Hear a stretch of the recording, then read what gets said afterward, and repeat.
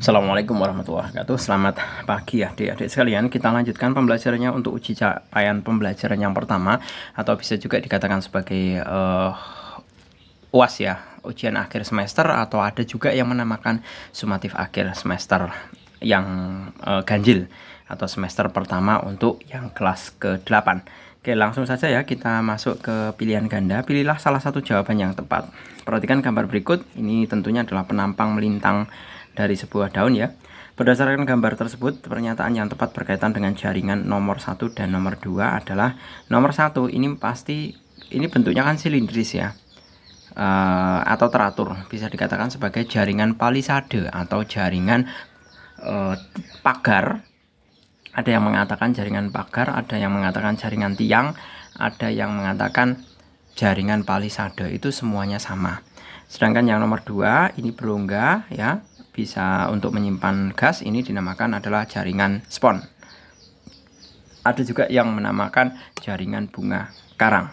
Berdasarkan gambar tersebut, pernyataan yang tepat berkaitan dengan jaringan nomor 1 dan 2 adalah, kita lihat, mengandung klorofil, ruang antar sel besar, ini bisa juga ya, silindris rapat,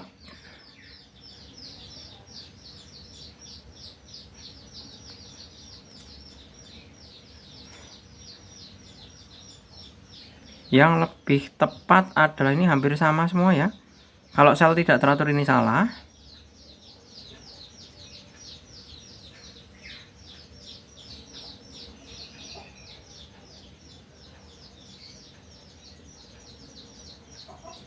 Yang tidak teratur itu adalah yang nomor 2.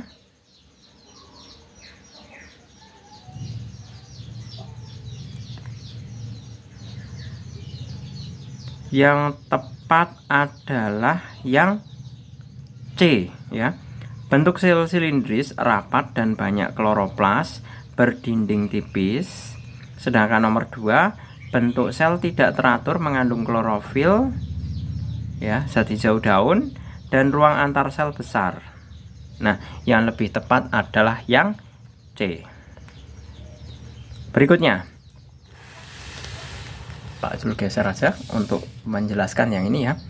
Di sini perhatikan gambar. Di sini ada penomoran nomor 1 sampai dengan nomor 5. Berdasarkan penampang melintang jaringan tumbuhan tersebut, perbedaan jaringan tumbuhan pada nomor 2 dan nomor 4 adalah, kita beri nomor terlebih dahulu. Yang nomor 1 adalah epidermis ya. 1 epidermis. 2 itu yang lebih ke dalam ya, di bagian dalam ini namanya xilem. Ini untuk mengangkut air. 3, yang 3 itu yang tengah-tengah ini dia merupakan kambium. Yang keempat adalah phloem. Yang kelima yang bagian tengah ya, apa ini yang bagian tengah? Yang bagian tengah ini jaringan kayu. Nah, yang diminta adalah nomor 2 dan nomor 4. Nomor 2 xilem itu untuk mengangkut air. Mengangkut air dan mineral dari tanah ke daun. Sedangkan yang keempat adalah phloem, mengedarkan sari-sari makanan. Mengedarkan sari-sari makanan. Nah, jadi kita bisa milih dari pilihan jawaban tersebut. Yang lebih tepat adalah yang B. Nomor 2 mengalirkan air dan garam mineral dari akar ke daun. Nomor 4 mengalirkan hasil fotosintesis dari daun ke seluruh tubuh. Jadi jawaban nomor 2 adalah B. Kemudian nomor ketiga ya. Berdasarkan gambar tersebut, organel sel yang berperan dalam metabolisme dan sintesis protein secara berturut-turut adalah, kita cari buat penomorannya terlebih dahulu. Yang pertama adalah nukleus ya, tengah-tengah. Nukleus atau inti sel. Kemudian yang kedua itu adalah sitoplasma. Yang ketiga itu adalah, ini ada benang-benangnya, itu berarti mitokondria. Yang keempat adalah RE, yang berupa lembaran-lembaran itu adalah RE atau retikulum endoplasma. Nah, pertanyaannya, yang berperan sintesis protein, yang berperan dalam sintesis protein itu adalah sitoplasma dan retikulum endoplasma. Sitoplasmanya yang nomor 2 dan retikulum endoplasmanya adalah yang nomor 4. Jadi jawabannya adalah yang D. Berikutnya kita mulai. Ini masih analisa lagi ya, gambar ya. Perhatikan gambar berikut. Di situ ada penomoran 1, 2, 3, 4. Berdasarkan gambar tersebut, organel sel yang hanya pada sel tumbuhan. Kita jelaskan dulu. Yang nomor 1 itu jelas inti sel ya, ini inti sel. Kemudian yang kedua itu berarti bagian yang kedua adalah dinding sel. Ketiga, nah ini ketiga seperti ini. Nah, ketiga ini mestinya adalah mitokondria. Ya, mitokondria. Mitokondria. Yang keempat adalah kloroplas. Nah, yang dimiliki oleh sel tumbuhan itu tentunya adalah dinding sel dan kloroplas. Dinding sel itu kan itu yang mengakibatkan tumbuhan itu bisa menjadi batangnya menjadi keras karena mengandung sel lignin atau sel selulose. Begitu juga mengandung kloroplas karena pada sel tumbuhan itu juga kita bisa menemukan zat hijau daun yang berfungsi untuk fotosintesis. Jadi yang ada adalah 2 dan 4. Nomor 4, 2 dan 4. Oh, tidak ada ya ternyata. Tidak ada. Lanjut saja, nomor kelima. Perhatikan gambar berikut. Berdasarkan gambar tersebut, otot yang berperan pada kegiatan memiliki ciri-ciri. Nah, ini mestinya adalah otot sadar ya. Otot sadar itu merupakan otot non-otonom. Non-otonom. Jadi, otot sadar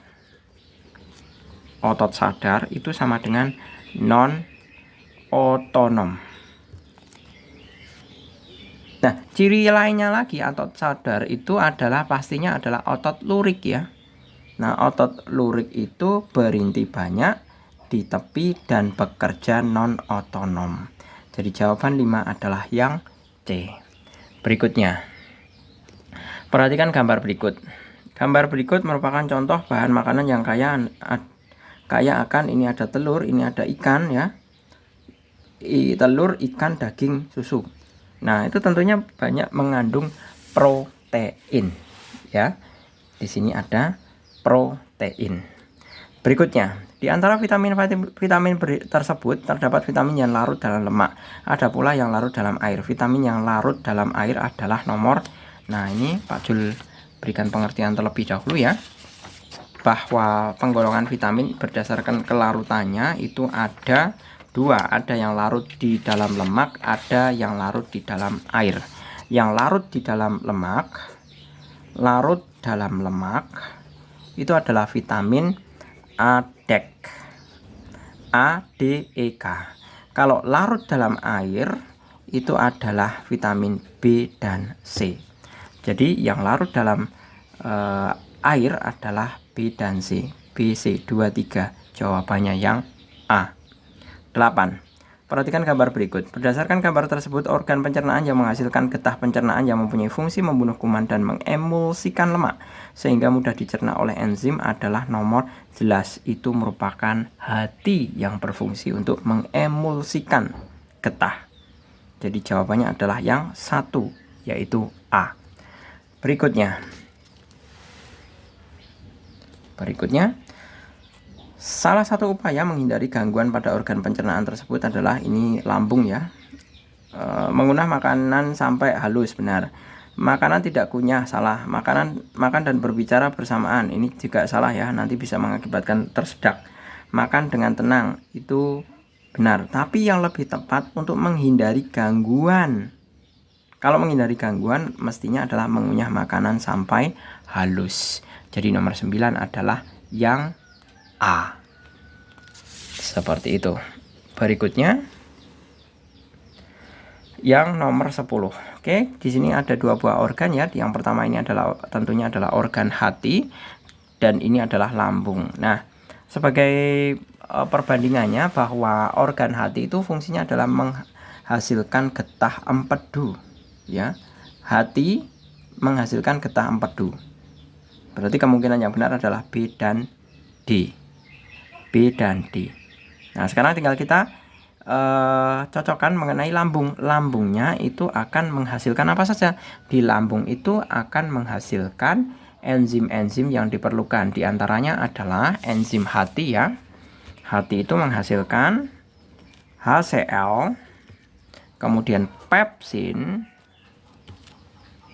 kemudian HCl, pepsin, lipase, dan renin.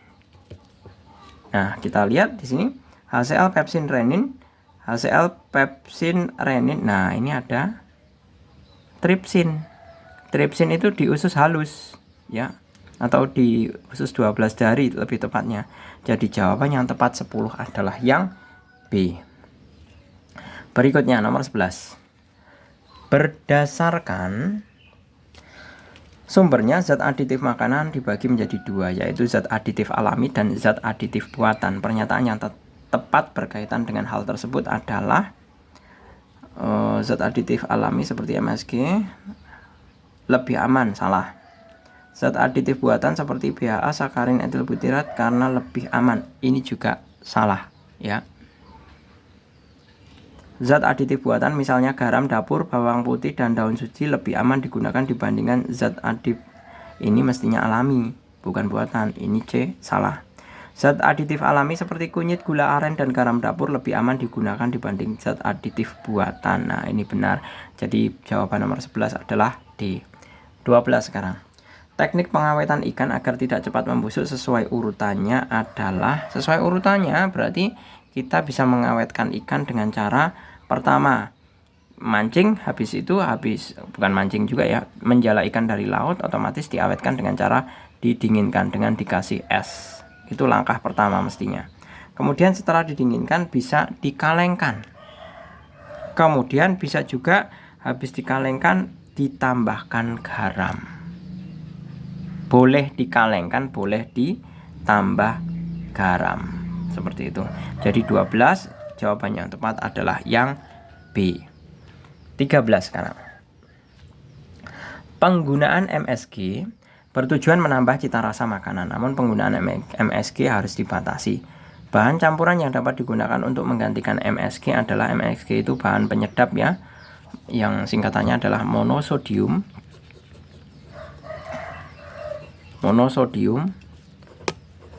glutamat. Nah, ini yang biasa membuat seperti halnya micin ya, makanan menjadi gurih kalau kita makan, kemudian kita tidak mau berhenti memakannya. Nah, pengganti MSG tentunya adalah bawang putih dan serbuk lada. Jadi jawaban 13 adalah yang C. 14 sekarang. Salah satu alasan penggunaan natrium benzoat, butil hidroksil toluena, BHT, butil hidroksil anisol, BHA, dan garam dapat digunakan sebagai pengawet adalah, salah satu alasannya adalah agar awet itu tujuannya sebenarnya apa? Tujuannya agar awet itu adalah agar tidak terjadi reaksi kimia. Seperti itu. Nanti kalau terjadi reaksi kimia akan mengakibatkan perubahan rasa, warna, bahkan bau. Seperti itu. Jadi kalau rasanya udah berubah, udah pasti tidak enak nanti. Jadi jawaban 14 adalah yang C. 15 sekarang. Berdasarkan tabel tersebut, pasangan zat aditif alami dan sintetis yang dapat digunakan sebagai pemanis dan pengawet adalah gula alami, sakarin, benar.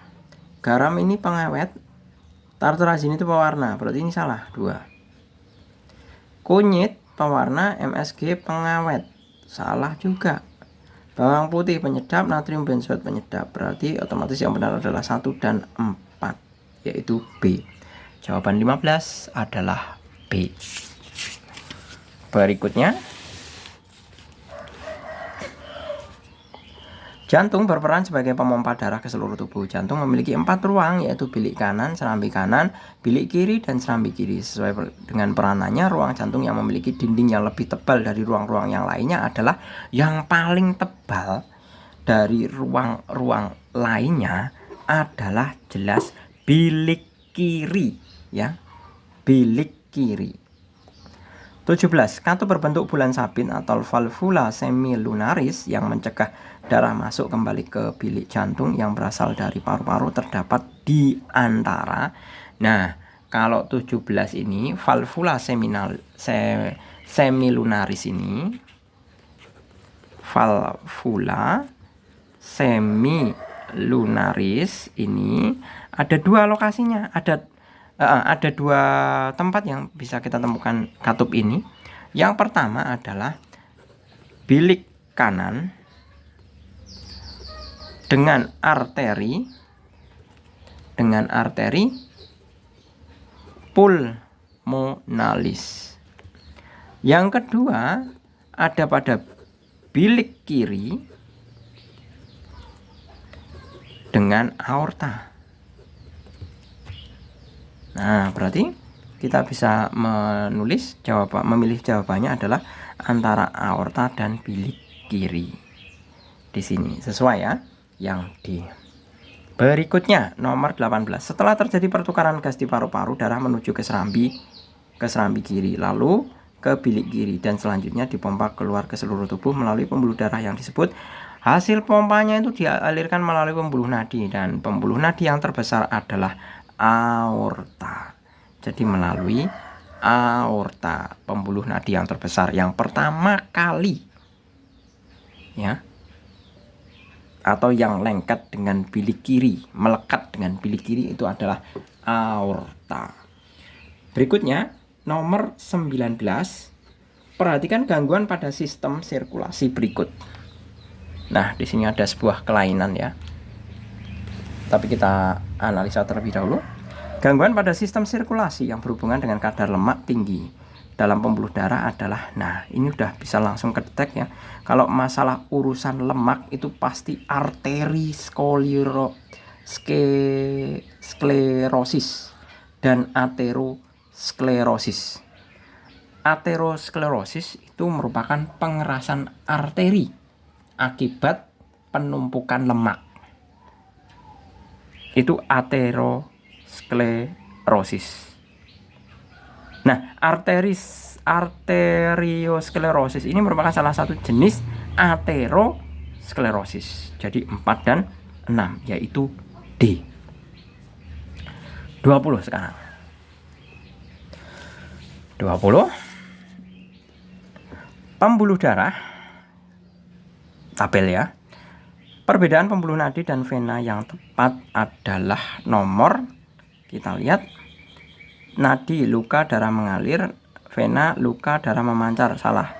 Di nadi dinding tebal, dinding tipis. 2 benar. Berarti ini 1 salah, 2 benar ya. Kemudian nadi warna kebiruan, warna kemerahan. 3 salah. Berarti yang ada 3 salah ya. 4 sekarang. Kaya oksigen nadi benar, miskin oksigen vena benar. Berarti 4 benar. 5. Nadi kaya karbon dioksida salah, vena miskin karbon dioksida itu salah. Berarti yang ada 5-nya salah. Berarti ini salah. Ya. Kemudian nadi letak di dalam, vena letak dekat permukaan. 6 benar. Berarti tadi 4 benar, 2 benar, 6 benar. Berarti jawabannya mestinya adalah B. Kita cocokkan yang ke-7 ini. 7. Nadi itu keluar jantung, bukan menuju jantung. Berarti jelas ini salah. Berarti tetap 20 jawabannya B. Berikutnya 21. Perhatikan kondisi berikut. Kondisi yang mungkin terjadi jika pada hidung tidak terdapat rambut hidung. Waduh, kalau tidak ada rambut hidung itu kan tentunya kita tidak bakal menemukan upil ya. Sebuah kegiatan yang biasa kalian lakukan di pagi hari saat pelajaran, kemudian kalian pelintir-pelintir, kemudian kalian tempelkan di bawah meja, ya kan? Nah, itu kebiasaan buruk yang tidak higienis. Jadi tempat paling tidak higienis di kelas, sebuah kelas adalah di bawah meja. Disitulah tempat biasanya para siswa itu menempelkan upil. Itu kebiasaan itu. 21. Dulu masalahnya Pak Jul itu dulu pernah mengajar juga, tapi kemudian resign ya. Jadi pernah mengajar. Anak-anak itu terbuka sekali dan itu mengakui. 21 tadi yang tidak, manakala tidak ada rambut, tentunya adalah mudah terserang bronkitis ya. Karena apa? Karena udara yang tidak disarang itu kan banyak mengandung kuman, bakteri, bahkan partikel-partikel yang kecil. Kalau masuk itu akan mengganggu bronkitis. Kemudian juga jelas mengganggu pernapasan. Karena apa? Udara yang masuk itu kan juga diatur. Bulu-bulu hidung itu kan berfungsi juga untuk mengatur suhu udara yang masuk. Ya. Jadi jawaban yang tepat nomor 21 adalah 2 dan 3, yaitu yang C. 22 sekarang. Saluran yang dilewati oleh karbon dioksida menuju luar tubuh secara berurutan adalah, ini jelas mudah sekali, berarti dari saluran dalam ke luar. Tentunya adalah alveolus, bronkeolus, bronkus, trachea, dan laring. Terbalik 5, 4, 3, 2, 1. Jawaban 22 adalah C. 23 sekarang. Perhatikan pernyataan berikut. Usaha-usaha yang dapat dilakukan dalam menjaga kesehatan sistem pernapasan adalah, kita lihat sistem pernapasan ya, urusannya ini bertempat tinggal di lingkungan kawasan industri. Nah, ini merusak bukan menjaga ya. 1 bukan. Berarti ini jelas bukan. Kemudian menanam pohon di lingkungan sekitar, benar. Memilih sepeda motor sebagai alat transportasi, itu juga bukan ya. Menolak ajakan merokok, benar. Tidak memakai masker di kerumunan banyak orang, nah ini jelas salah. Ini sama aja bunuh diri. Berarti yang kelima ini ada 5-nya juga salah. Berarti jawabannya adalah yang C, untuk yang nomor 23. Seperti itu.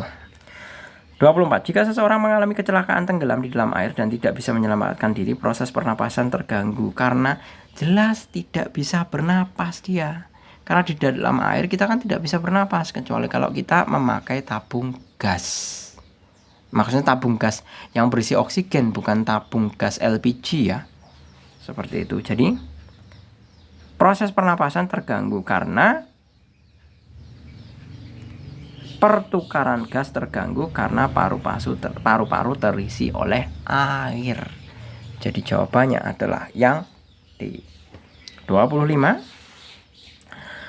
Penyakit pernapasan industrial dapat disebabkan oleh penyakit pernapasan industrial, berarti berhubungan di kawasan industri ya. Tentunya adalah debu batubara iya, bakteri itu alami bukan karena industrial, serat asbes iya, virus alami juga, debu kapas. Berarti 135 adalah B. Berikut yang bukan tempat terjadinya reabsorpsi air, glukosa, asam amino, urea, dan ion organik lain yang masih diperlukan oleh tubuh adalah. Nah, Pak Jul itu tadi sudah pernah menuliskan ya. Nah, ini bukan tempat terjadinya reabsorpsi air, glukosa, asam amino, urea. Nah, ini bisa dilihat di sini. Yang bagian terakhir itu adalah bagian ductus collectivus. Nah, tubulus ini sebenarnya tubulus collectivus ya. Ini merupakan bagian penyaringan bukan penyaringan ya, bagian terakhir yang selanjutnya akan disalurkan ke ureter menuju ke kandung kemih.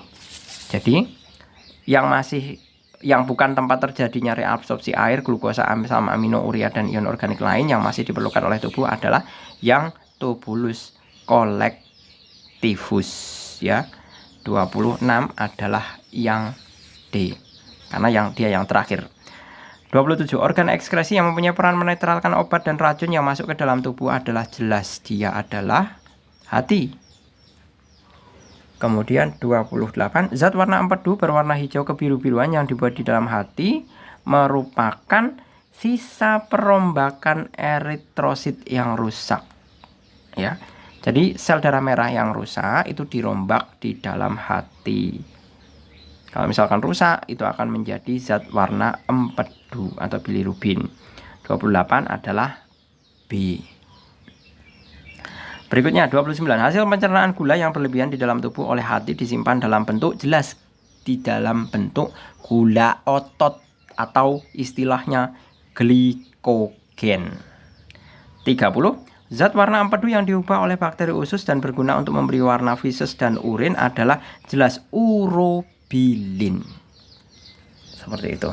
Udah gitu ya. Saya rasa cukup pembahasannya, ada 30 soal, banyak sekali. Silahkan dipelajari kembali, dipelajari ulang, ditelaah ulang. Manakala misalkan ada jawaban yang salah, kalian bisa memberikan feedback atau koreksi di dalam kolom komentar.